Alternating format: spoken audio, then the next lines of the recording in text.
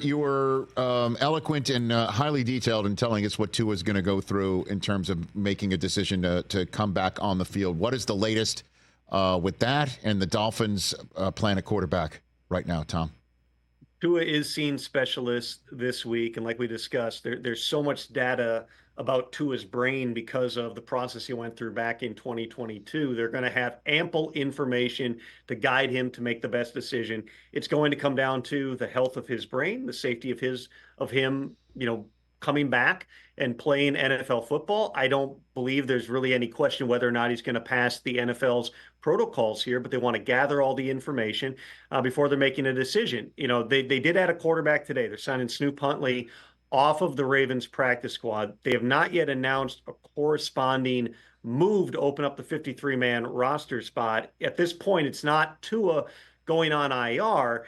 I know Mike McDaniel has said we don't want to put the added stress and the pressure of timelines onto Tua Tagovailoa. If he were to go on IR, that would sideline him 4 games. Well, the Dolphins have 3 more games prior to their bye. This week's game is against Seattle. They've got 2 more and then the bye. So if you keep Tua on the active roster, and again, these are decisions they don't have to make till Saturday in order to free up the roster spot here. If you keep him on the active roster, then that raises the possibility maybe after the bye, potentially you could see Tua back on the field. Again, that's getting ahead of ourselves because he's got to go through the medical portions of this.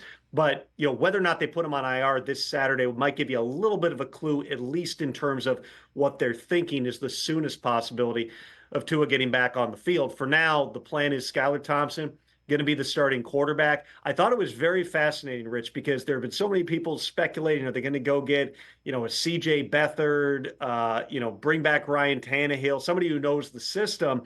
They've had a guy in Tyler Huntley who's not really been in this style of offense and also has a different skill set than what Tua and Skylar Thompson does. That makes me think, it's going to take some time here for him to get the entire system down. But you remember way back, 2008, the Cam Cameron Dolphins, when they went to Wildcat and just kind of came up with a different way to play. Maybe there's some things going in Mike McDaniel's brain that, hey, we don't have somebody as accurate, as good of a processor on this team with as much experience as Tua.